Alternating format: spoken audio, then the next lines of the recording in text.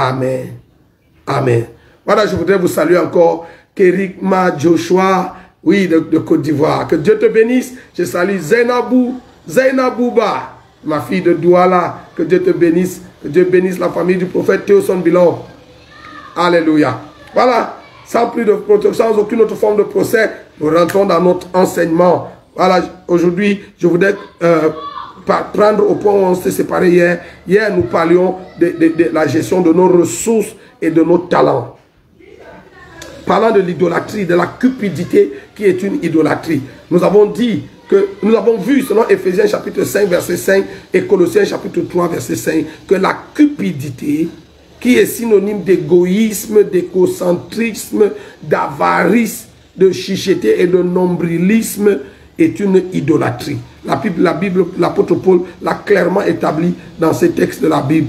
Donc, sur la déposition de 2 ou 3 témoins, une affaire est établie. Donc, la cupidité est une idolâtrie. Et nous avons dit que la cupidité, c'est l'adoration de Mammon. C'est la convoitise, c'est la soif de posséder et la peur de manquer. Vous savez, quelqu'un m'a posé une question en off hier. Et après avoir écouté l'enseignement, il m'a dit oui, mais souvent, quand j'arrive devant Dieu, on calcule parce que bon, c'est vrai. J'ai dit, vous savez, il y a un texte de l'Écriture qui Jésus a dit, mettez-moi, enfin Dieu a dit, mettez-moi de la sorte à l'épreuve. Vous savez, Dieu prouve son amour envers nous. En ce que lorsque nous étions encore pécheurs, alors qu'il n'avait aucune garantie de nous avoir en retour. Il n'avait aucune garantie qu'on se repentirait, qu'on accepterait même son fils, qu'on accepterait même le sacrifice de Jésus à la croix. C'est comme ça que Dieu a prouvé son amour envers nous, en ce que lorsque nous étions encore pécheurs, Christ est mort pour nous. Dieu a pris un immense risque en laissant mourir Jésus à la croix. Parce que l'homme, le cœur de l'homme est mauvais par-dessus tout. Même Dieu ne pouvait pas jurer que les hommes allaient croire. Mais il a pris le risque. C'est ça l'amour. L'amour, c'est risquer pour celui qu'on aime. Vous savez, même dans notre relation avec Dieu, souvent avec l'argent, on joue au très sincère, on calcule, on fait des plans. Et je ne dis pas qu'il faut être irresponsable, mais je veux dire que dans notre amour pour Dieu doit être extravagant. Donner à Dieu au point de se mettre en risque. Parce que le frère avec qui j'ai parlé hier me disait, oui, bon, mais à une époque, j'ai donné, et puis j'ai même soit marché à pied sur de longs kilomètres pour rentrer à la maison, parce que j'avais tout donné à l'église. J'ai dit, oui, c'est comme ça qu'on montre à Dieu qu'on l'aime. Quand Dieu te voit marcher sur 10 kilomètres pour rentrer, parce que tu as tout donné, même l'argent de taxi, alors, comme ça, il sait. Il a dit à Abraham, maintenant, je sais que tu m'aimes, parce que tu ne m'as pas refusé ton fils, ton unique. Isaac, celui que tu aimes. Mais pourtant, Abraham avait montré. Abraham, Dieu lui a dit, pars de ta patrie, de ta maison, pars de ta maison, de ta patrie, de la maison de ton père, vers un pays que je te montrerai, un aventure, un fou. Il a quitté la maison à 75 ans. Imaginez si vous étiez le frère ou l'ami d'Abraham, qui vous dit, un homme de 75 ans qui vient vous dire, bon, écoute, je suis venu te dire au revoir, parce que je suis en train d'aller pour une terre, dans une terre étrangère, je suis en train d'aller quelque part, Dieu m'envoie en mission. Et vous lui posez la question, ok, Dieu t'envoie où? Il dit, je ne sais pas. Il t'envoie pour combien de temps? Je ne sais pas. Et il t'envoie faire quoi? Je ne sais pas. Il m'a seulement dit d'aller. Mais dans votre langue maternelle, qu'est-ce que vous appelez la folie? Si ce qu'Abraham fait là, ça ne s'appelle pas la folie, mais c'est la folie. Mais c'est son amour pour Dieu. Il obéit bêtement à Dieu et il s'en va. Et il a commencé à marcher ne sachant pas où il allait, mais en obéissant seulement à la voix qui lui a dit de partir. Abraham a fait ça. Dieu a vu que c'était bon. Abraham est arrivé, Dieu lui a dit, à son âge, circoncis-toi. Abraham s'est circoncis, il a circoncis tous les mâles de sa maison. C'était douloureux de se circoncis avec les cailloux, les couteaux de pierre. Vous imaginez un homme de 75 ans ou de 80 ans qui va à la carrière et qui pose son appareil génital sur un rocher et il prend un autre rocher pour couper le prépuce. Le sang qui jaillit par toute la douleur de ça. Il n'y avait pas d'anesthésie. C'était la preuve d'amour. C'était pour montrer à Dieu que je suis prêt d'obéir, je suis prêt de faire tout ce que tu me demandes de faire. Vous savez, l'église aujourd'hui, l'idolâtrie, les calculs, le rationnel, comment on dit? Oui, le rationnel est tellement entré à l'église que maintenant, même avec Dieu, on calcule, on sert Dieu dans la zone de confort. Mais Dieu a prouvé son amour envers nous en prenant le risque d'envoyer Jésus. Quand et tout ça, Dieu est en train de tester l'amour d'Abraham. Pars de ton pays, il est parti, circoncis-toi, il s'est circoncis, offre-moi des sacrifices, fais un autel, offre-moi des sacrifices de tous les animaux. Abraham a obéi. Et chaque étape, Dieu est en train de le cocher. Et puis la dernière étape, le dernier test, l'examen de passage. Il a dit, prends Isaac, ton fils, ton unique, celui que tu aimes. Il a attendu cet enfant 25 ans. Va le sacrifier sur la montagne. Il a marché 3 jours. Vous savez pourquoi il devait marcher 3 jours? Parce que Dieu voulait, on ne voulait pas que ce soit juste une décision émotionnelle. Vous savez, dans nos églises, beaucoup de gens font des décisions émotionnelles. Surtout quand ça concerne l'argent. Vous voyez, vous pouvez prêcher un bon message et les gens sont contents. Et puis vous lancez un appel pour une offrande de je ne sais pas quoi, pour la construction du temple ou bien pour un projet de ci ou de ça. Et les gens viennent faire les vœux. Mais très souvent, c'est des décisions émotionnelles. C'est une décision seulement pour l'instant. Et puis, très souvent, l'expérience pastorale, c'est 20-30% des gens qui font les vœux dans l'église qui les rachètent. Pourquoi? Parce que le temps que l'émotion s'estompe, les gens retournent chez eux après le culte. Ils ont fait la promesse que le lendemain ou dans une semaine ou dans un mois, ils vont venir payer, donner l'argent. Et puis, quand l'émotion s'est estompée, c'est fini, ils ne reviendront plus jamais. Mais Dieu a permis qu'Abraham marche 3 jours pour que la décision d'Abraham de tuer Isaac ne soit pas une décision émotionnelle, que ce soit une décision, comment on a dit, an informed decision. En anglais, on dit une décision informée, une décision conséquente. C'est-à-dire Abraham a eu 3 jours pour retourner la question dans tous les sens, pour penser et repenser le projet de tuer Isaac, de le sacrifier en holocauste à l'Éternel. Il a eu 3 jours pour y penser. Et au bout de 3 jours, Abraham n'a pas changé d'avis. Il a construit l'autel, il a pris Isaac, il a posé sur l'autel. Et Dieu a dit, non, maintenant je sais. Parce que les autres décisions auraient pu être émotionnelles, mais maintenant je sais. Donc, le Seigneur a dit sur la question des offrandes et des dîmes, mettez-moi de la sorte à l'épreuve. Écoutez, je vais clarifier cette pensée de Dieu. Quand il dit de nous mettre à l'épreuve, il ne s'agit pas de tenter Dieu. Que bon, si tu veux vraiment te marier, mets 100 000 sur l'autel, tu vas voir. Il ne s'agit pas de ça. Il ne s'agit pas de faire du business avec Dieu. Maintenant, à des occasions, on ne veut pas. Dieu, je ne veux pas exclure le fait que Dieu peut te demander de lui offrir. Il a demandé à Abraham de lui offrir. Mais il ne demandait pas à Abraham il voulait voir si Abraham l'aime. Ce n'est pas tant le sacrifice que Dieu voulait, mais le cœur d'amour, le cœur d'Abraham. Dieu voulait éprouver le cœur d'Abraham. Vous savez ce qu'on a fait aujourd'hui dans l'église, le trafic qu'on a installé sur les offrandes, de donner, recevoir, c'est devenu du commerce. Si tu veux un mari sème, tu veux, ce truc a été perverti. Bon, on aura le temps de revenir là-dessus, c'est un autre enseignement. Mais Dieu dit à Abraham que je sais maintenant. Donc, quand nous donnons à Dieu, nous devons donner sans calcul. Nous devons donner à Dieu pour lui prouver qu'on l'aime. Je peux donner à Dieu et rester affamé. Je peux donner à Dieu et courir le risque de ne pas payer mon loyer, de ne pas payer, envoyer mes enfants à l'école parce que j'ai obéi à l'impulsion de Dieu de donner quelque chose. Et vous savez, parce que Dieu est bon, quand il voit que vous l'aimez, il vous aime en retour. Quand vous montrez à Dieu que vous pouvez tout pour lui, il vous montre qu'il peut tout pour vous. Mais l'intention, écoutez, le sous-bassement ne doit pas être que je fais ça pour que Dieu fasse. Si vous faites ça, ouais, la ligne de démarcation est très fine, mais il faut faire attention. Si vous faites pour que Dieu fasse, vous êtes dans le commerce, vous êtes dans le business, vous êtes dans l'idolâtrie, vous avez quitté le droit chemin. Mais vous devez faire parce que vous aimez Dieu. Vous savez, j'ai appris une bonne leçon d'un frère. Là, en 2019, nous organisions notre première conférence. J'ai vu le ciel en France, à Paris, en Île-de-France.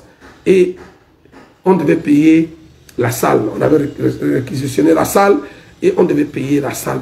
On avait commencé à payer par tranche et le jour où on devait déposer la dernière tranche, dans le contrat qu'on avait signé avec les propriétaires de cette salle, il était question qu'on paye en 3 tranches. On avait payé la première, la deuxième et la dernière tranche. Et il nous avait dit que le jour dit, si on n'avait pas versé l'argent, le contrat était annulé et il ne nous rembourserait pas ce qu'on avait déjà versé avant. Donc, le jour où il fallait verser la dernière tranche, on n'avait pas tout l'argent sous la main. Et puis, j'ai appelé notre soeur, la trésorière en France, pour lui demander alors combien d'argent il y a dans ta caisse. Elle m'a dit combien d'argent il y avait. Ce n'était même pas la moitié de ce qu'il fallait. Et puis, bon, il fallait faire la gymnastique. Et ici, là où j'étais, moi, je n'avais pas d'argent à lui envoyer. Et puis, j'ai commencé à prier, oh Seigneur, comment on fait pour aujourd'hui, avant 15 heures, il faut que cet argent soit versé dans le compte. Et comme ça, le Seigneur m'a mis un frère à cœur. Et je l'ai appelé et je lui ai dit, frère, écoute, nous avons une situation, voici, il y a telle chose. Je voulais que tu vois si tu peux, si vraiment le Seigneur te met à cœur de faire quelque chose, aide-nous. Et il m'a dit, ok, apporte-moi un moment, je te reviens.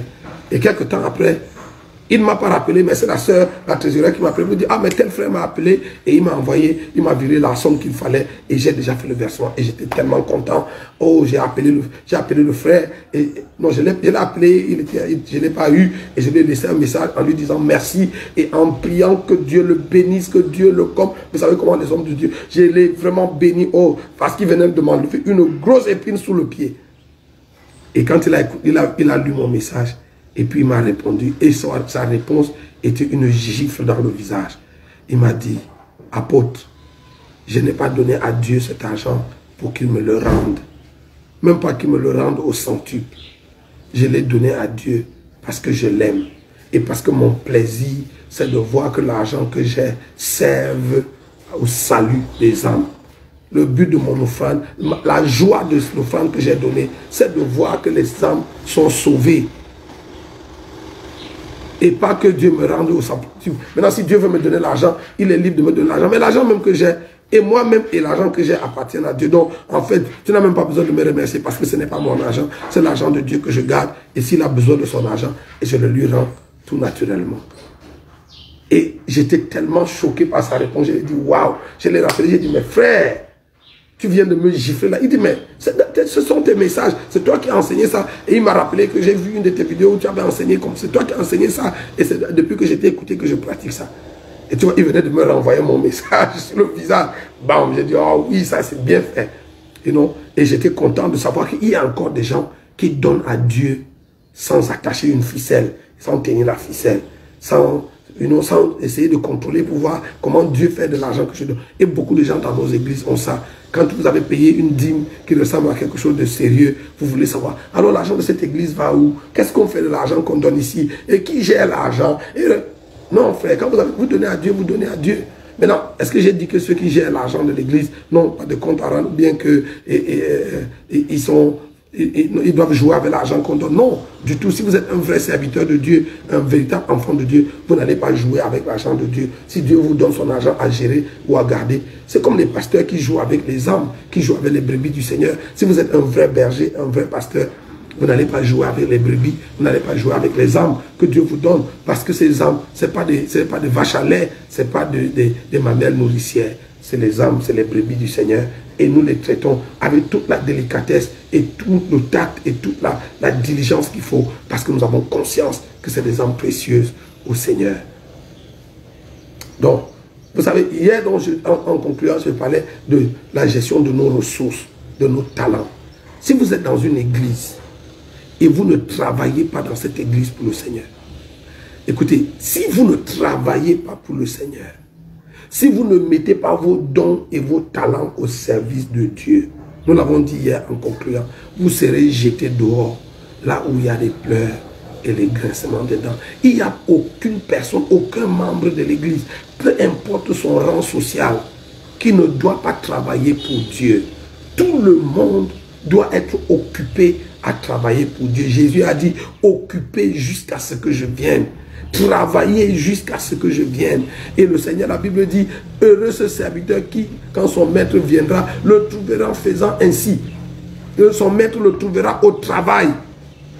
Vous savez, David, dites tout ce que vous voulez, mais David était un grand roi. Il ne venait pas à l'église s'asseoir et puis on le ventilait là parce qu'il était trop grand. Non, David était un grand roi, mais il était un adorateur. Il venait à l'église et il prenait sa guitare. Mais vous savez, dans nos églises, surtout dans la francophonie, dès que quelqu'un a chef de service, sous-directeur ou directeur, il ne faut même pas parler de ministre ou de sénateur, il ne va pas chanter à la chorale. Il ne va pas travailler au protocole. Dans quelques pays, oui, mais dans la plupart des pays que je connais, en commençant par mon pays, dès que quelqu'un est directeur, ou ministre, ou préfet, ou gouverneur, il ne faut pas l'attendre à l'église pour chanter à la chorale, non. Et il est très grand, c'est une autorité. Quand il vient à l'église, il faut qu'on s'arrête pour reconnaître que le... Non, frère, c'est pas la Bible. C'est pas la Bible. Tout le monde doit travailler pour Dieu, chacun à son niveau. Mais tout le monde doit être occupé à faire quelque chose, à gagner les perdus, à former les disciples, à faire avancer le règne de Dieu.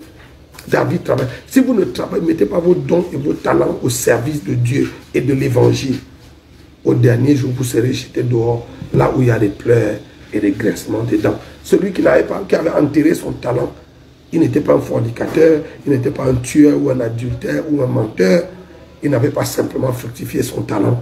Il a été jeté dehors, là où il y a les pleurs et les grincements des dents. Donc, maintenant, vous savez, pour sortir sur la question de l'idolâtrie, parce qu'aujourd'hui, je voudrais parler de quelque chose d'autre.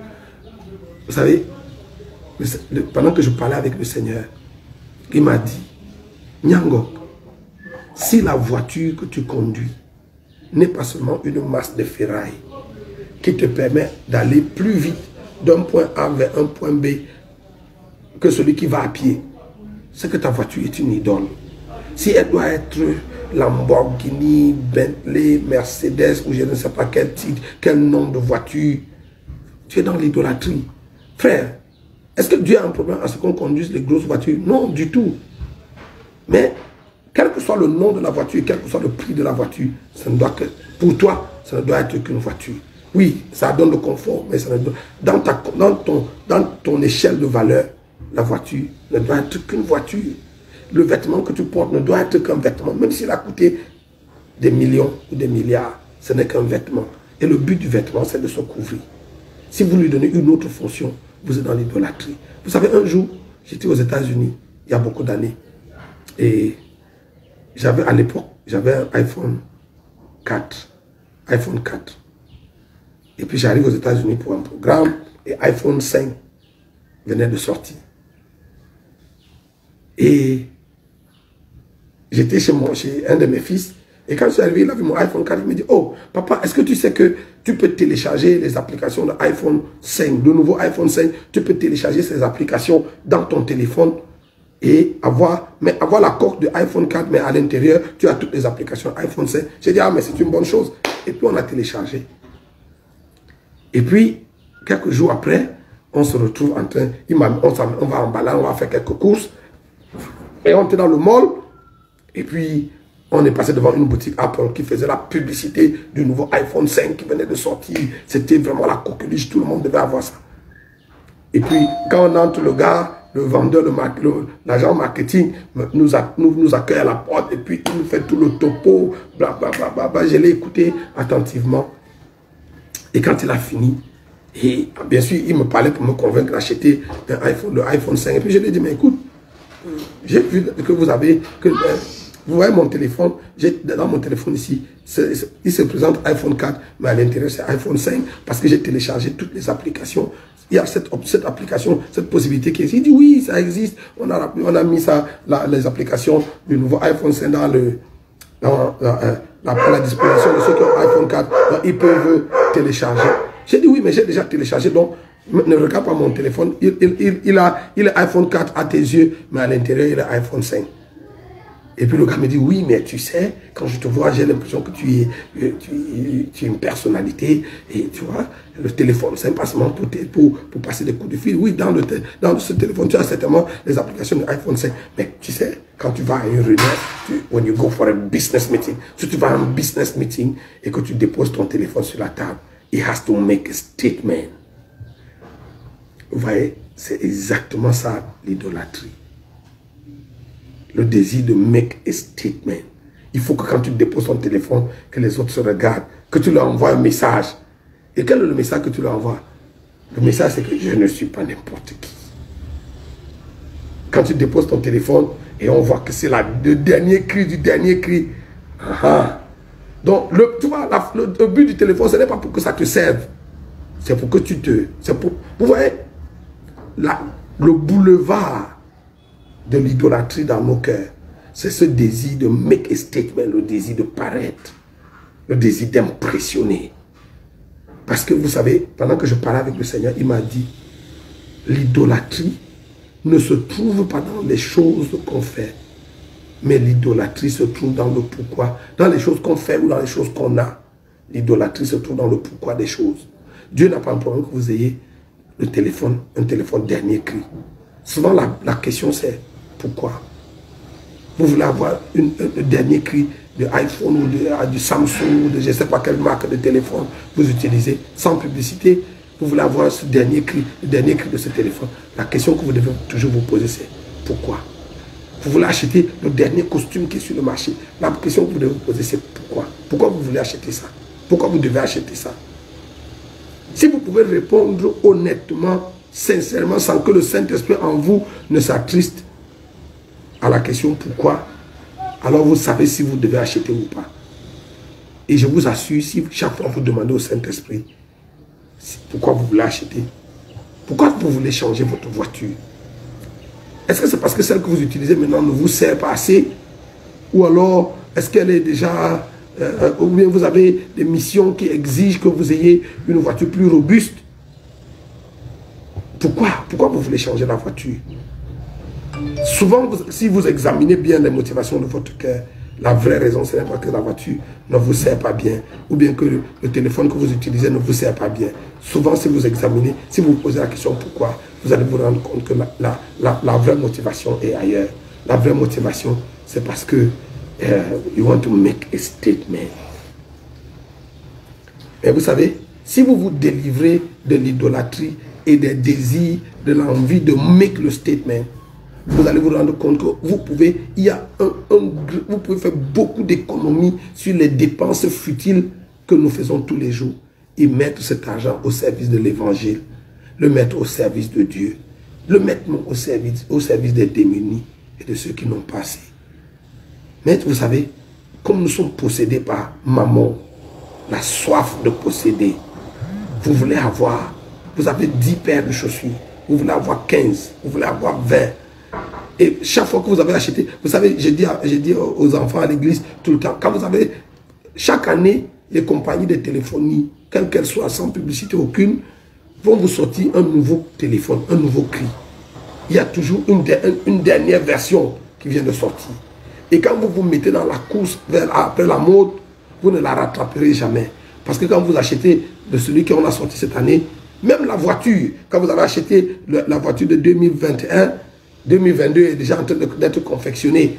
Et puis très bientôt, là, au milieu dès qu'on sera en juin, on va commencer à vous tirer sur dessus. La publicité, boum, boum, boum, boum. Oh, vraiment, cette voiture de 2022, vraiment, si tu ne l'as pas, Et je connais des gens qui ont fait un abonnement pour avoir chaque année une nouvelle voiture, le dernier cri. Et vous savez, ce genre de style de vie, on l'a envie. On pense que c'est ça la vie. Mais en réalité, quelqu'un a dit, et j'aime le dire en anglais parce que ça sonne bien en anglais. Quelqu'un a dit, we have to live simply for others to simply live. Nous devons vivre simplement pour simplement permettre aux autres de vivre. Vous savez, souvent notre train de vie est tellement sulfureux que si un jour on essayait de le ralentir un tout petit peu, en nous délivrant de cette idolâtrie et de cette convoitise et de cette cupidité, on pourrait faire beaucoup d'économies et pouvoir tendre la main, soit pour donner à l'œuvre de Dieu ou pour donner à notre semblable. Donc l'idolâtrie ne se trouve pas dans les choses qu'on fait ou dans les choses qu'on a. Elle se trouve beaucoup plus dans le pourquoi des choses. Vous savez, quelqu'un m'a dit, j'ai parlé avec une de mes soeurs qui m'a dit, oui, mais regarde, si moi je suis une star de football ou une star de film, et puis j'ai des milliards, et je peux m'offrir une montre de 300 000 €, pourquoi pas? J'ai dit, il n'y a pas de problème. La vraie question, c'est pourquoi tu veux t'acheter une montre de 300 000 €. Si tu vis au Cameroun comme moi, pourquoi tu veux t'acheter une montre de 300 000 € alors qu'à 5 minutes de chez toi, il y a des familles qui ne peuvent pas manger, qui ne peuvent pas se loger décemment, qui ne peuvent pas s'habiller décemment? Pourquoi ne pas acheter une montre de bien moins et utiliser la moitié pour faire du bien? Tu vivrais même éternellement dans le cœur de ces gens. Vous savez, il y a une façon, quand vous mourrez, quand on fait le programme de deuil, on ne dit jamais que cet homme-ci, il portait les montres de temps, les bijoux de temps. Non, dans les témoignages, tout ce que vous entendez dans les témoignages des deuils, que ce soit des plus grands du monde aux plus petits, ce qu'on retient de vous, c'est combien votre vie a touché la vie des autres. combien de ce que vous êtes ou de ce que vous avez a impacté, quel est l'impact que votre vie a eu sur la vie des autres, par votre générosité, par votre amour, par votre simplicité. Souvent les vrais grands, c'est ceux qui sont simples, ceux qui sont accessibles. Vous allez entendre dans les lieux de Dieu, on va vous dire, cet homme était un grand commis de l'État, mais il était un homme simple. Il traitait tout le monde comme si on était ses égaux. C'est ça que les gens retiennent de vous. Ce n'est pas la valeur, le prix de vos montres et de vos voitures et de vos chaussures. Si vous pouvez vous offrir des montres chères, il n'y a pas de problème. Mais, vous savez, j'ai écouté un reportage à la télé, je ne sais pas sur quelle chaîne de télé, et on faisait un reportage sur un footballeur africain. C'est vrai qu'on ne cite pas les contemporains, mais bon, c'est pas ça la télé, c'est un secret de polichinelle. On parlait de Sadio Mané. On disait que de tous les grandes stars de football africain, le plus sobre, c'est Sadio Mané. Quand il va au Sénégal, il conduit la voiture de tout le monde. Il conduit des voitures simples, des voitures vraiment que tout le monde conduit. Il n'a pas une voiture de luxe, d'un grand prix. Il ne vit pas même pas un train de vie. Et on lui a posé la question pourquoi il le fait. Il dit parce que quand il regarde dans sa communauté, il voit tellement de gens qui sont dans le besoin. Et il ne voit pas ce qu'il a fait de particulier pour être ce qu'il est. Sinon que la grâce de Dieu l'a aidé à devenir. Et il s'est dit le plus grand service qu'il peut rendre aux autres, c'est de permettre aux autres d'avoir un peu de la manne que Dieu lui a donnée. Et c'est ça la vraie grandeur de la vie. Et vous savez, souvent, très peu d'entre nous, même des chrétiens remplis du Saint-Esprit, encore même plus gardent les hommes de Dieu qui parlent en langue, sont délivrés de ce désir de paraître, l'idole de la gloire, l'idole du paraître, l'idole du moi, du succès, l'idole de l'argent. On parle de notre... Vous savez, l'évangile de la prospérité, il faut arrêter ça. On parle de notre argent. Comment, vous savez, Dieu m'a béni. Vous savez, je suis en train d'écrire un livre, Dieu me permettra de l'écrire. Et ce livre, Dieu me l'a inspiré pendant que j'étais au Burundi, en confinement l'année dernière. Le titre du livre, c'est « Sera », quand il sortira. Le titre du livre, il est en train d'être écrit. Le titre du livre, c'est « Du matérialisme à la bénédiction ». Vous savez, chaque fois que vous entendez les chrétiens parler de la bénédiction, elle renvoie presque toujours au matérialisme. C'est-à-dire que la bénédiction chez les chrétiens, c'est la voiture, la maison, l'argent, le pouvoir, les choses, la quantité de... Quand on vous dit que ce frère est béni, ça veut dire qu'il a un job, il a un business qui rapporte, il a ci, il a ça, il est ci, il connaît tel. C'est ça. Vous savez, si le matérialisme était synonyme de bénédiction, nous serions, nous les chrétiens, pour la plupart, les plus malheureux de tous les hommes. Le matérialisme peut être une conséquence. Mais vous savez, il y a des Irakiens, il y a des Saoudiens, il y a des Qatariens, il y a des Libyens qui ne croient pas en Jésus, qui ne connaissent pas l'évangile, qui ne croient pas en Dieu comme nous, mais qui sont multimilliardaires, qui ont des lingots d'or à revendre, leurs lits sont en or massif, Si c'était la bénédiction, c'était le matériel, il faut aller chercher ailleurs, pas à l'église, peut-être même pas auprès de Jésus. Est-ce que je dis que Jésus ne donne pas le matériel? Mais ce n'est pas ça la bénédiction. C'est la bénédiction de l'Éternel qui enrichit. Et quand on parle de richesse, il ne s'agit pas seulement de l'accumulation des biens. Parce que la vraie richesse ne se trouve pas seulement dans l'accumulation des biens. Sinon, les francs-maçons et les musulmans et les bouddhistes et les athées multimilliardaires sont plus bénis que nous. Vous savez, nous devons redéfinir aux yeux de l'Église ce qu'on appelle. C'est la cupidité qui fait penser que quand on a beaucoup d'argent, on est béni. Mais vous savez, il y a des gens qui vivent autour de nous, qui n'ont même pas ce que nous avons, mais qui vivent heureux. C'est seulement que nous vivons dans cette société de consommation où maman pilonne tous les jours. Si tu n'as pas, si tu n'es rien, si tu n'as pas ça, tu n'es rien, tu ne vaux rien si tu n'as pas ci. Vous savez, quand un jour à l'époque, quand j'étais à l'université, et j'allais à l'école biblique en même temps. Alors, un jour à l'université, on nous a demandé de venir avec tous nos diplômes. Bon, on devait présenter les originaux des diplômes. Et j'avais tous mes diplômes dans mon sac que j'avais amené pour présenter. Et puis à la fin du cours, ce jour-là, je devais aller à l'école biblique. Et donc on était en classe, on a fini le cours, la première partie du cours. Et puis on avait une petite pause. Et pendant qu'on sortait pour la pause, j'avais posé mon sac sur ma table. Et un frère qui passait par là a bousculé mon sac. Et puis tous mes papiers se sont versés au sol. De mon acte de naissance à tout ce que j'avais comme diplôme. Et j'ai crié, hé frère, qu'est-ce que tu fais comme ça? Tu blagues, toute ma vie est dans ce sac. Hein? Et puis, il y a l'enseignante qui nous avait pris la session avant. Quand elle m'a entendu dire ça, elle n'a rien dit. Et j'ai ramassé, elle est venue se tenir à côté de moi. Et j'ai soigneusement ramassé tous mes papiers en les époussetant. Vraiment religieux, idolâtrement. C'est-à-dire, vous savez, quand vous pensez que votre acte de naissance, votre probatoire, votre bac, vos diplômes, c'est ça, votre vie dépend de ce papier. Je les ai essuyés idolâtrement. Je les ai bien rangés. Et je les ai remis dans le sac. Et j'ai fermé le sac. Et je l'ai mis à un endroit où plus personne ne pouvait les bousculer. Quand j'ai fini de le faire, la sœur m'a appelé. Et elle m'a dit, je viens de t'entendre dire que ta vie est dans ce sac. J'ai dit, oh maman, à l'époque j'étais aussi charnel que tout. J'ai dit, oh maman, le sac là, mon acte de naissance, tous mes diplômes, il ne faut pas blaguer. Si tu m'arraches le sac là, c'est que tu m'as pris ma vie. Elle me dit que non, mon frère, ta vie ne peut pas être dans ces bouts de papier. Et quand tu es vraiment charnel et tu entends, je sais, souvent quand je prêche, les gens m'entendent avec les pensées non renouvelées. Et puis il lutte, il dit qu'il raconte quoi comme ça? Qu'est-ce qu'il dit? Nyangok dit quoi comme ça? Vous avez raison. Il y a un temps, j'étais comme ça.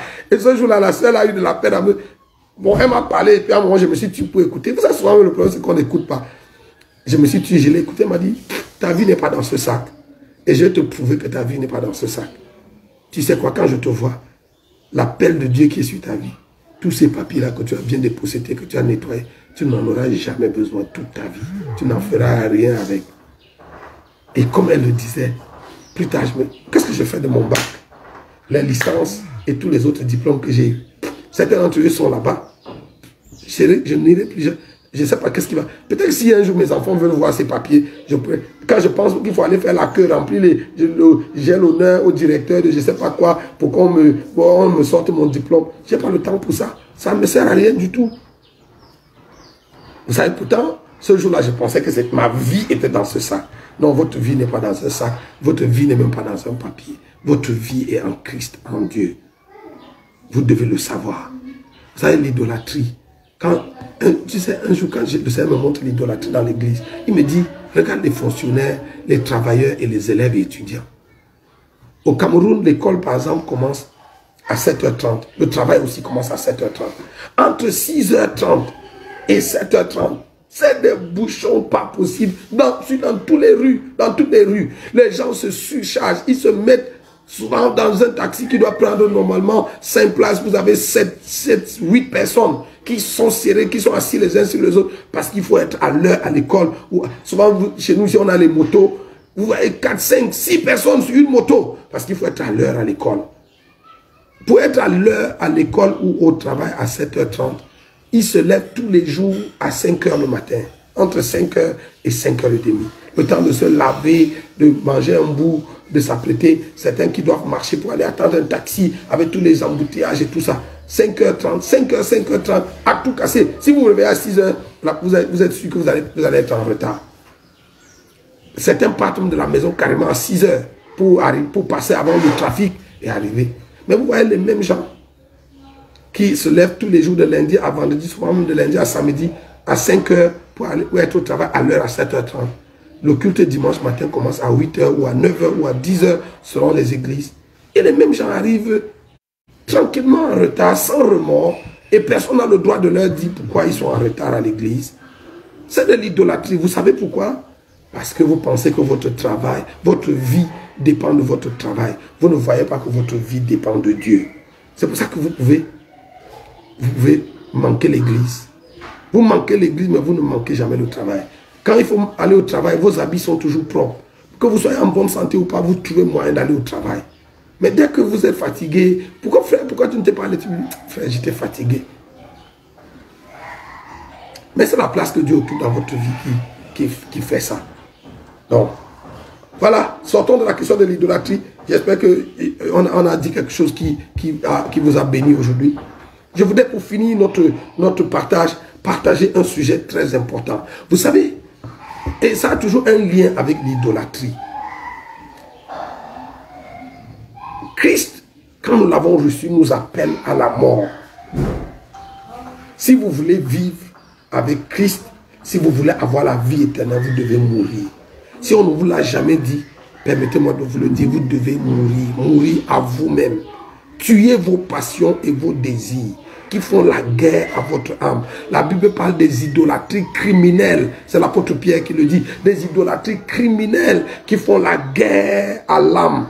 Il y a logé en nous cette idolâtrie criminelle qui veut tuer notre âme. Malheureusement, les prédicateurs de la nouvelle génération excitent, pompent, gonflent, boostent en vous ces choses que Dieu essaie désespérément de tuer. Vous savez, quand vous allez considérer l'évangile, Jésus a dit que ne vous laissez pas attirer par ce qui est élevé. Laissez-vous attirer par ce qui est humble. Mais l'évangile qu'on prêche aujourd'hui, qui est un mélange de développement personnel saupoudré de versets bibliques, c'est non, c'est les confessions positives. Je ne suis pas n'importe qui. Je suis ci, je suis ça, je serai ceci. C'est des confessions grandiloquentes. La Bible dit, laissez-vous attirer par ce qui est humble. Et il dit que même par prévenance réciproque, préférez les autres au-dessus de vous-même. Vous savez, ces versets de la Bible, on ne les prêche plus. Non, on est dans une histoire où chacun veut prouver que c'est lui. Un moment, je faisais voir à mon épouse que, à l'époque, quand les frères se rencontraient, quand on se rencontrait dans les camps bibliques ou dans des conventions, on était content de voir les frères qui viennent de telle ville, les frères qui viennent de telle autre ville. C'était la joie, l'ambiance fraternelle. On partageait les témoignages de ce que Dieu fait avec nous ici. On voulait entendre ce que Dieu fait avec les frères de l'autre côté. Aujourd'hui, ce n'est plus le même esprit. Aujourd'hui, quand on se rencontre, on veut s'impressionner. Les frères qui viennent de Ngaoundéré veulent impressionner ceux qui viennent de Yaoundé. Ceux qui viennent de Yaoundé veulent montrer à ceux de Bertois qu'ils ne sont... Non, même les serviteurs de Dieu, quand on se rencontre entre nos serviteurs de Dieu, c'est que nous, dans nos échanges, on veut impressionner. On veut... Et Facebook, c'est ça. Les gens, vous voyez, on soigne l'image, on soigne les apparences. Et pourtant, au fond, les choses... Et ça, un jour, on allait rendre visite à un frère, un serviteur de Dieu. On avait vu son église à Facebook. Vous savez, quand on regardait à Facebook, on se disait, oh mais Dieu, il y a quelque chose. Et on est arrivé là-bas. Quand on est arrivé à l'église, on était déçus. L'image qu'on avait peinte sur les réseaux, quand on est arrivé à l'église, oh, donc, tout ça, ce n'est que ça ici.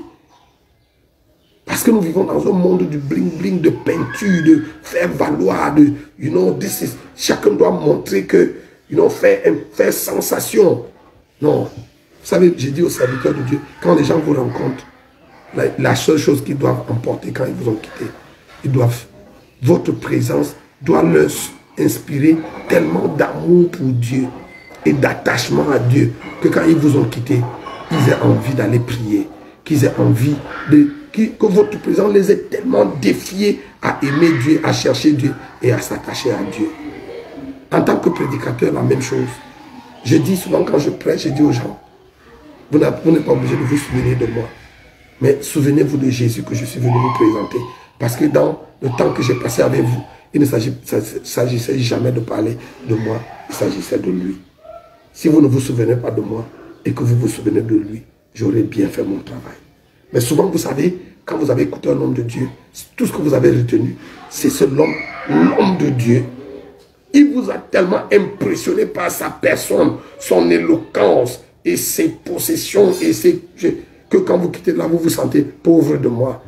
Certains hommes de Dieu, même vous avez envie d'aller vous suicider parce que vous avez vu ce gars il a tellement parlé de son succès, de ses gloires, de ses réussites, que vous avez envie de vous mettre un couteau à la gorge ou une balle dans la tête. Non, non, non, non, il ne s'agit pas de ça. Donc, pour sortir aujourd'hui, c'est la série sur le gâteau, je voudrais nous parler de la définition du succès.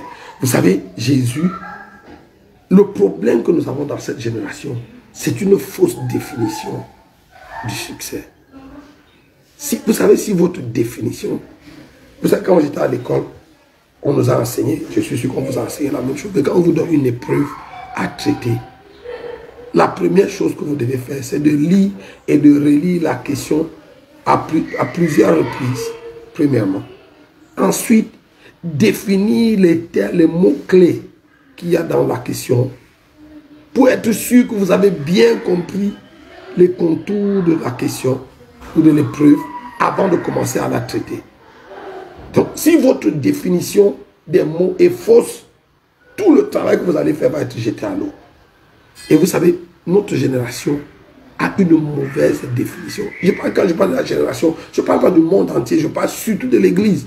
Notre définition du succès est tellement fausse, archi fausse à la base, que notre travail va être jeté au feu, il va brûler et plus rien ne sortira de là.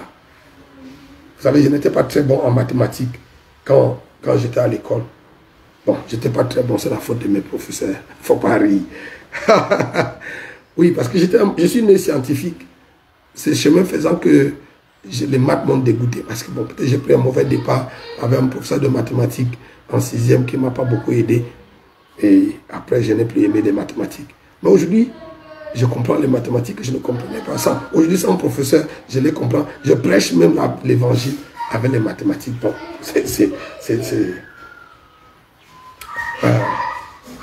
vous savez, je disais, à l'école, quand j'ai fait les mathématiques, surtout en classe de première ou de terminale, on nous donnait les fonctions à tracer. Et vous savez, quand on vous a donné je crois que c'est en algèbre. C'est l'algèbre? Non, c'est la géométrie. Voilà. Je ne me souviens plus des mots. Voilà. Vous savez, quand on vous donne une fonction à tracer, je ne sais pas ce que ça signifie. Les professeurs mathématiques savent de quoi. Ou les mathématiciens savent de quoi je parle. Quand vous donnez une fonction à tracer, la première chose qu'il fallait faire, c'était de calculer le domaine de définition. Et le domaine de définition, je ne sais pas pourquoi les profs de mathématiques font ça. Ils notaient ça sur 0,5 points.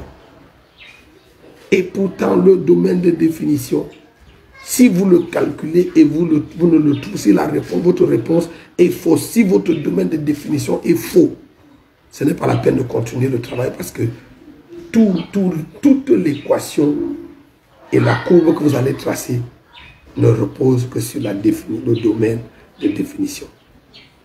Et je ne sais pas pourquoi ils notaient ça sur demi-point, mais c'était ça la clé de voûte.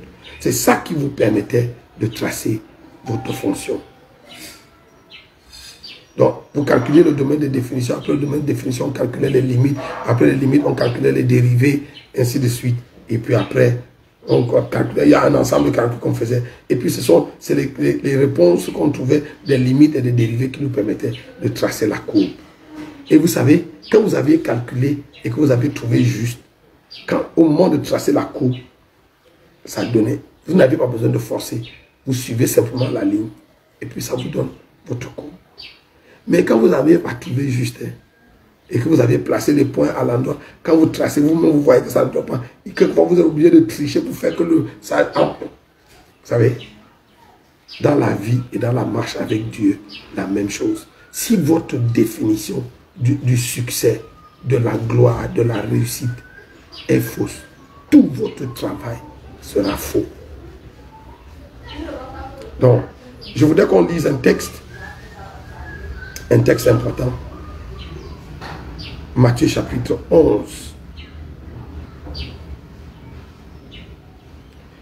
Matthieu chapitre 11, c'est Jésus qui parle.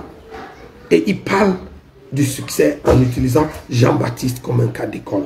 Lorsque Jésus a achevé, verset 1, lorsque Jésus a achevé de donner ses instructions à ses disciples, il partit de là pour enseigner et prêcher dans les villes du pays. Jean, ayant entendu parler dans sa prison des œuvres du Christ, lui fit dire par ses disciples, es-tu celui qui doit venir ou devons-nous en attendre un autre?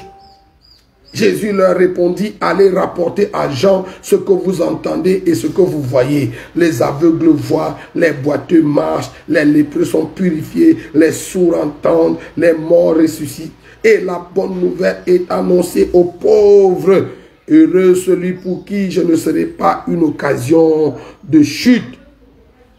Comme il s'en allait, Jésus se mit à dire à la foule au sujet de Jean, Qu'êtes-vous allé voir au désert? Un roseau agité par le vent? Mais qu'êtes-vous donc allé voir? Un homme vêtu d'habits précieux? Voici ceux qui portent des habits précieux sont dans les maisons des rois. Qu'êtes-vous donc allé voir? Un prophète? Oui, vous dis-je, et plus qu'un prophète.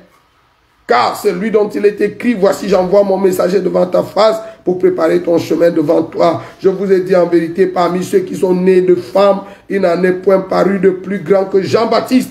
Cependant, le plus petit dans le royaume des cieux est plus grand que lui. Depuis le temps de Jean-Baptiste jusqu'à présent, le royaume des cieux est forcé et ce sont les violents qui s'en emparent. Quand on a posé, Jésus se tourne, il commence à instruire la foule, à instruire ses disciples au sujet de Jean-Baptiste. Et Jésus utilise Jean-Baptiste comme un modèle de succès dans le ministère. Il dit, de tous ceux qui sont nés de femmes, il n'a pas paru un prophète plus grand que Jean-Baptiste. Jésus considère Jean-Baptiste comme le plus grand de tous les prophètes qui ont vécu sous l'Ancienne Alliance. Et ça, j'ai un problème avec ça. Mais Jésus, qu'est-ce que tu dis comme ça? Tu sais même qui est ce gars Jean-Baptiste que tu vends, dont tu vends si cher la peau. Dans ce texte que nous allons dire, Jésus nous enseigne trois clés importantes, trois choses fondamentales sur la définition du succès.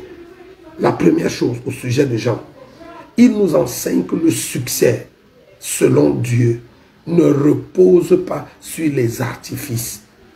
Il dit, qu'êtes-vous allé voir dans le désert? Un homme vêtu d'habits précieux. Ceux qui portent les habits précieux sont dans les maisons des rois.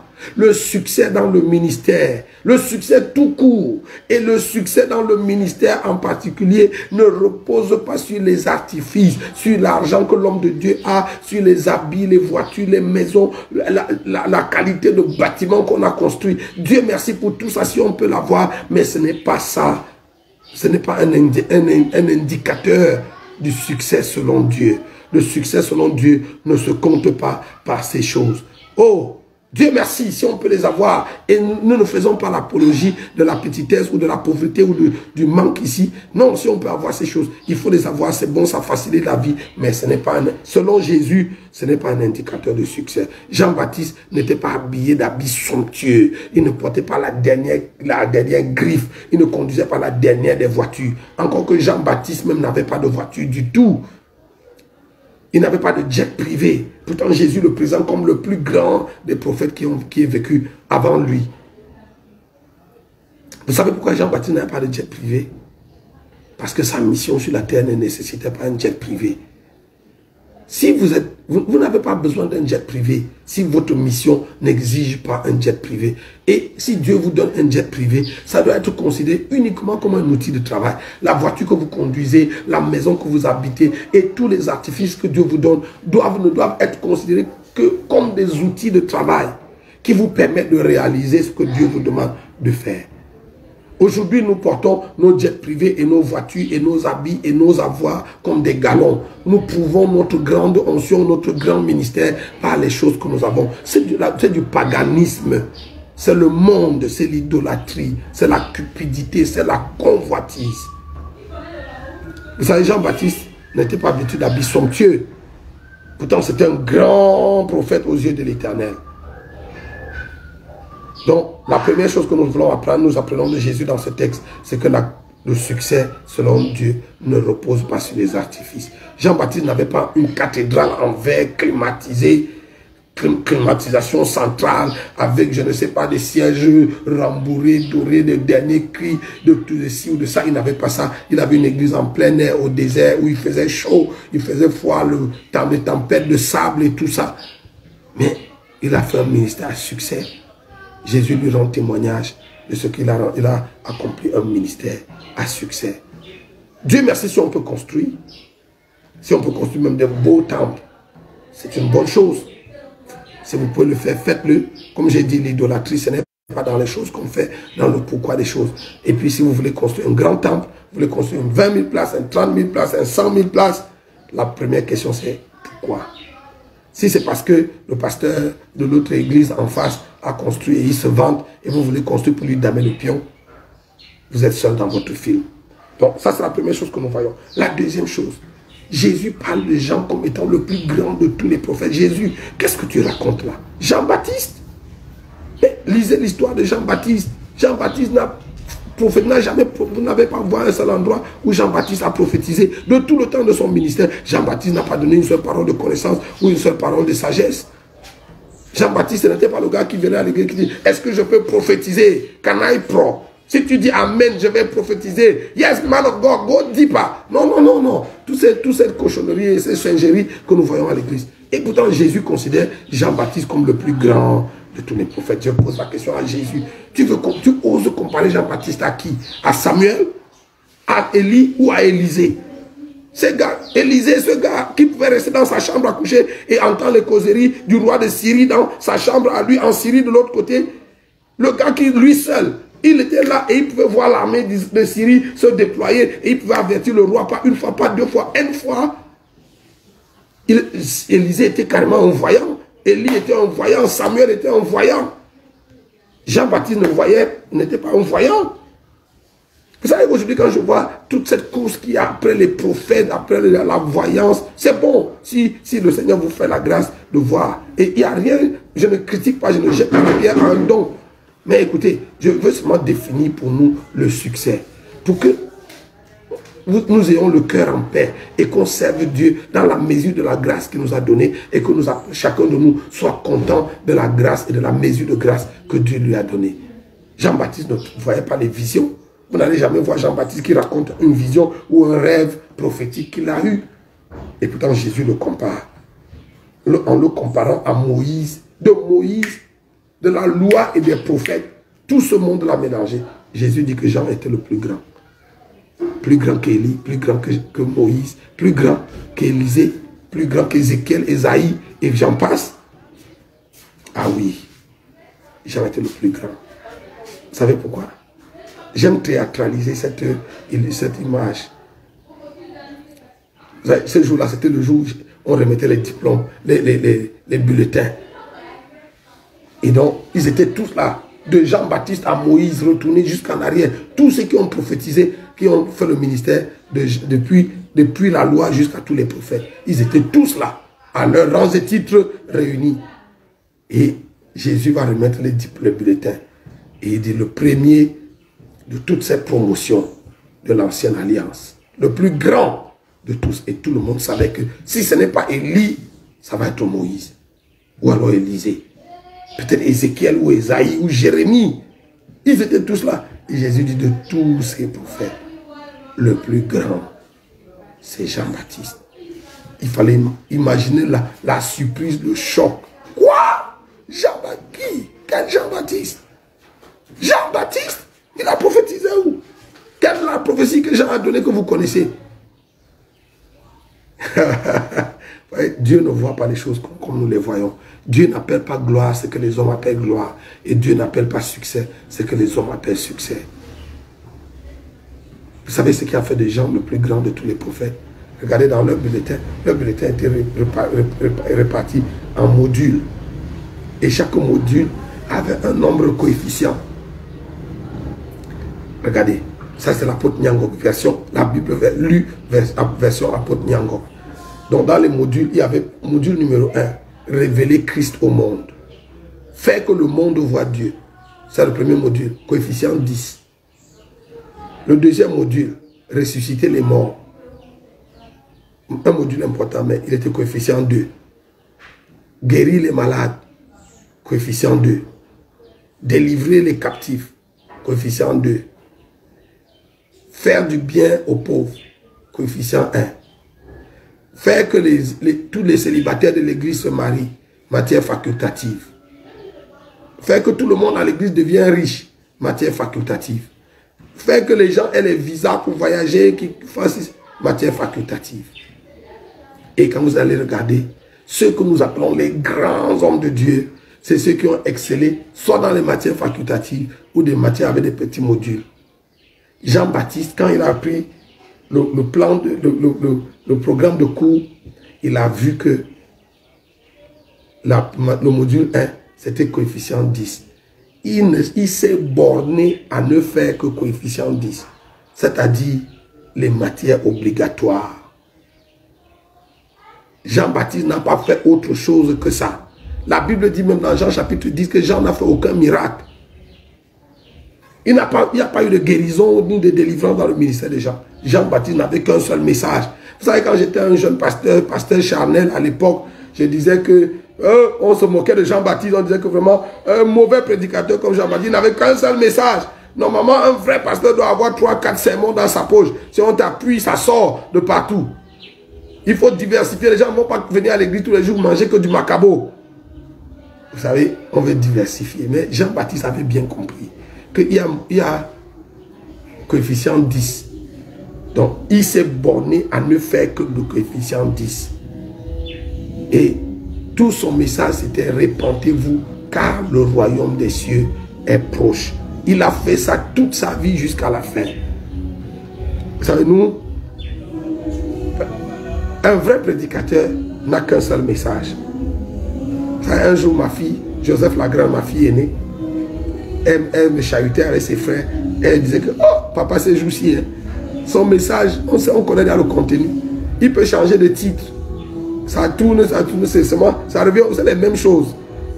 Papa, organisez la conférence, donnez n'importe quel thème à votre conférence. Quand il va prendre la parole, il va toujours vous ramener à une seule chose. J'ai dit oui, parce qu'il n'y a qu'une seule chose qui compte. Et c'est cette seule chose-là à laquelle nous devons nous atteler tous les jours. Donc, les autres étaient spécialistes des matières facultatives ou des petits coefficients. Vous savez, si vous avez fait, moi j'ai fait baccalauréat A4, si vous avez fait un bac littéraire comme moi, et vous êtes champion en dessin, champion en EPS et champion en TM, et vous n'êtes pas fort en français, en anglais, en allemand, en philosophie, vous n'allez jamais passer le bac A. Donc, Jean-Baptiste a bien compris la leçon et il s'est focalisé sur ce qui était la matière essentielle. Et il a bien validé cette UV. Les autres matières, bon, on va éviter la note éliminatoire. Mais vous savez, si vous avez validé toutes les autres choses et vous avez échoué le coefficient 10, la probabilité que vous allez échouer est très grande. Donc, ça c'est la deuxième chose. Mais la dernière chose, parce que à cause du temps, la Bible, regarde dans le même texte, Matthieu chapitre 11, et à partir du verset 20. La Bible dit, alors il se mit à faire des reproches. Jésus fait des reproches aux villes dans lesquelles avait eu la plupart de ses miracles, parce qu'elles ne s'étaient pas repenties. Malheur à toi Chorazin, malheur à toi Bethsaïda, car si les miracles qui ont été faits au milieu de vous avaient été faits dans Tyr et dans Sidon, il y a longtemps qu'elles se seraient repenties en prenant le sac et la cendre. C'est pourquoi je vous le dis, au jour du jugement, Tyr et Sidon seront traités moins rigoureusement que vous. Et toi, Capernaum, seras-tu élevé jusqu'au ciel? Non, tu seras abaissé jusqu'au séjour des morts. Car si les miracles qui ont été faits au milieu de toi avaient été faits dans Sodome, elles subsisteraient encore aujourd'hui. C'est pourquoi je vous le dis, au jour du jugement, le pays de Sodome sera traité moins rigoureusement que toi. La troisième chose que Jésus nous enseigne sur le succès ici, c'est que les miracles, la première chose, c'était les artifices. La deuxième chose, c'est faire exactement ce que Dieu vous a envoyé faire. Se concentrer à ne faire que ce que Dieu vous a envoyé faire. La deuxième chose, c'est le rôle du ministère, du serviteur de Dieu. C'est de présenter Christ au monde. Jean était le plus grand de tous les prophètes parce que c'est le premier qui a présenté Christ à la création. Voici l'agneau de Dieu qui ôte le péché du monde. Vous savez, on peut faire toutes les autres bonnes choses qu'il y a autour. On peut envoyer dire aux gens à le baisser. Pardon. Excusez-nous, notre voisin a une fête et ça. On va essayer de voir s'ils peuvent baisser. Donc, on peut faire toutes les autres choses. Vous savez, c'est pour ça qu'on vient à l'église, pour recevoir miracle, percée, voyage, mariage et tout ça. Et ça anime l'église, ça draine les foules. Mais si nous ne nous attelons pas à présenter Christ, à faire voir la face de Dieu, à mettre les gens en communion avec Christ, on est à côté de la plaque. On va donner aux gens le bonus, mais non pas le produit principal. L'essentiel de notre ministère, c'est d'amener les gens à la vie éternelle. Et c'est ce que Jean a fait. Répentez-vous, car le royaume des cieux est proche. C'était ça son message. Les autres choses, guérir les malades après, c'est bon. Vous savez, j'étais... on est allé en Israël et nous sommes arrivés à Béthanie. On a visité la ville de Béthanie. Quand on est arrivé à Béthanie, on est descendu du bus et puis on s'est parlé avec les gens qui étaient là. Et puis je leur ai demandé, s'il vous plaît, je cherche le frère Lazare. Et on m'a demandé lequel Lazare. Et je leur ai dit, celui que Jésus a ressuscité. On dit que non, il est encore mort. Et puis j'ai dit, oh, je crois, il est encore mort. J'ai dit, oh, depuis. J'ai demandé sa tombe où on dit qu'on ne sait même pas où est sa tombe. Vous savez, les miracles, peu importe leur grandeur, sont temporaires. La résurrection de Lazare était une des grandes résurrections que Jésus a opérées. Mais tout ça, ce n'était que pour un temps, petit temps. Le seul miracle qui reste avec nous pour l'éternité, c'est rencontrer Dieu et connaître Dieu et avoir la vie éternelle. Et Jean-Baptiste, à la posée des autres, n'a fait que ça. Mettre les hommes en connexion avec Dieu. Sonner le clairon. On lui a demandé, est-ce que c'est toi? Il dit que ce n'est pas moi, je suis la voix de celui qui... Il y a un qui vient après moi. Et quand Jésus est venu, il a dit, c'est lui. Et il a dit qu'il grandisse et que je diminue. Ça, c'est la deuxième chose. La troisième chose, Jésus se met à faire des reproches aux villes où il avait eu lieu la plupart de ces miracles. La troisième leçon que nous apprenons ici, le succès dans le ministère, ce n'est pas les miracles. Ce n'est pas les signes et les prodiges. Les signes et les prodiges sont importants. Vous allez voir au début du texte, Jésus, quand Jean l'a envoyé demander à Jésus s'il fallait qu'il attende un autre ou bien si c'était lui ou s'il fallait attendre un autre. Jésus a dit à ses disciples, allez dire à Jean ce que vous avez vu, entendu, les aveugles voient, les sourds entendent, les muets parlent. Donc il ne s'agit pas de critiquer les miracles et de dire qu'il ne faut pas faire les miracles. Mais il s'agit ici de s'assurer que, au-delà de faire les miracles, qu'on a mis les gens en relation avec Dieu. Jésus, pendant que je parle de ce texte, je veux m'attarder sur la ville de Capernaum. Jésus dit, malheur à toi Chorazin, malheur à toi Bethsaïda. Si les miracles qui ont été faits en toi avaient été faits à Tyr et à Sidon, il y a longtemps qu'elles se seraient répandues. Et toi, Capernaum, seras-tu élevé jusque dans le ciel? Non, tu seras abaissé jusque dans le séjour des morts. Car si les miracles qui ont été faits en toi avaient été faits dans la ville de Sodome, elles subsisteraient encore. Vous savez, Capernaum, c'est la ville où Jésus a fait la plupart de ces grands miracles sur la terre. Capernaum, c'est le village de l'apôtre Pierre, le successeur du Messie, du Christ. Le plus grand pasteur après le Christ, c'était Pierre. Et Capernaum, c'était son village. Et Capernaum a été pendant un bon bout de temps le quartier général du ministère terrestre de Jésus. Et Jésus a accompli là-bas la plupart de ces miracles. Mais les gens de Capernaum ne se sont pas convertis. Comme quoi, les miracles seuls ne suffisent pas pour convertir les gens. Il faut accompagner les miracles de la bonne parole. Vous savez, on est aujourd'hui chrétien, on veut prospérer, on veut devenir ci, on veut devenir ça. C'est bien pour montrer à notre famille que Dieu est bon, que Dieu nous a bénis. Mais ça ne suffit pas pour convertir les gens. Il faut prêcher l'évangile et mettre les gens en contact avec Dieu. Vous savez, les miracles servent d'appât. Mais les miracles seuls ne changent pas la vie des gens. Écoutez, Capernaum.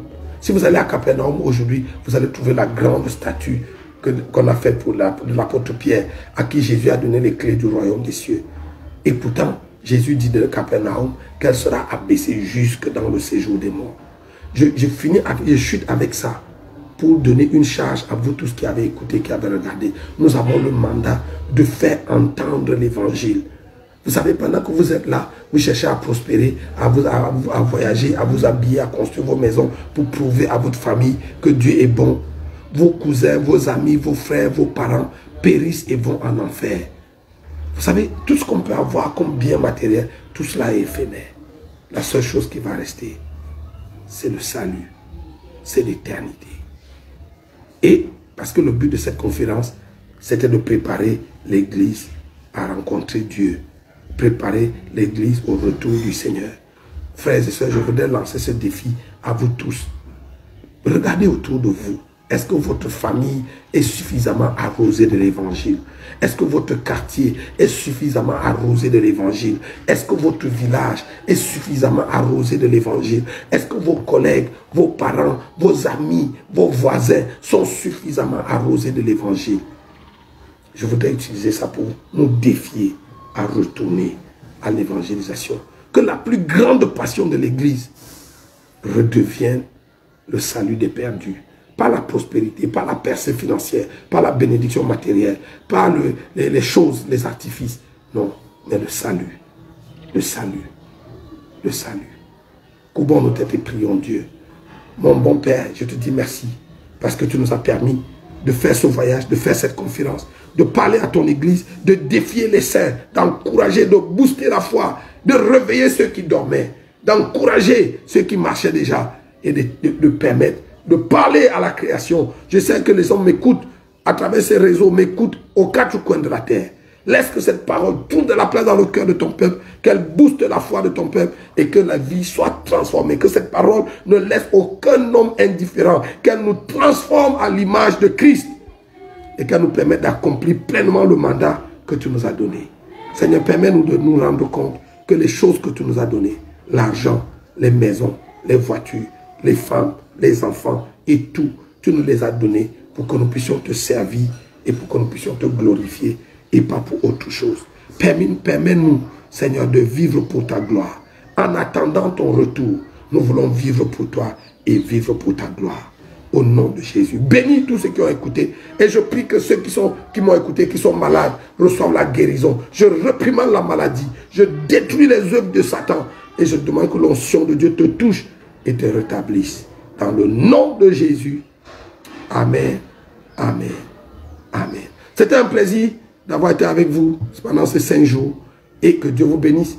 Je voudrais dire merci à mes partenaires dans ce programme, pasteur Michel Oblé et le pasteur Soro, qui ont pris sur eux de transférer tous ces messages sur une page YouTube qui a été créée en effet à l'occasion. Et je voudrais vous inviter, vous pouvez retrouver ces messages sur YouTube. Quoi que la page c'est Préparer l'église au retour du Seigneur. Si vous tapez, vous allez trouver ces messages là-bas. Vous pourrez les partager et inviter vos amis à regarder, à être édifiés parce que vous avez écouté. Que Dieu vous bénisse. Ce sera un plaisir de vous retrouver très prochainement. Voilà. Oui, merci. Je voudrais également vous annoncer que tous les mardis, entre 13h et 14h, nous faisons des lives et nous sommes dans une série sur le désenvoûtement de l'église. Mardi, entre 13h et 14h, heure de Yaoundé, 13h, heure de Yaoundé, 12h, heure d'Abidjan, 14h, heure de Paris. Retrouvez-nous sur la page Pierre Nyangok, la page Facebook Pierre Nyangok, et vous serez grandement bénis. Vous allez continuer d'être arrosés. Connectez-vous sur notre page et vous serez alertés quand nous faisons des directs. Il y a des choses et des choses à partager. Vous pourrez également visiter notre page Facebook Alpha Naomi Cameroun pour suivre nos cultes les dimanches, nos cultes en direct, nos autres cultes. Nous avons plein de vidéos qui peuvent vous aider, qui peuvent vous bénir. Ou alors ma chaîne YouTube, Apôtre Pierre Nyangok. Ou alors si vous tapez mon nom Nyangok sur YouTube, vous allez trouver notre page YouTube et vous pourrez écouter d'autres enseignements qui ont été faits dans d'autres occasions, en d'autres lieux, qui vont aider à booster votre foi. Que Dieu vous bénisse. C'était un plaisir. Shalom.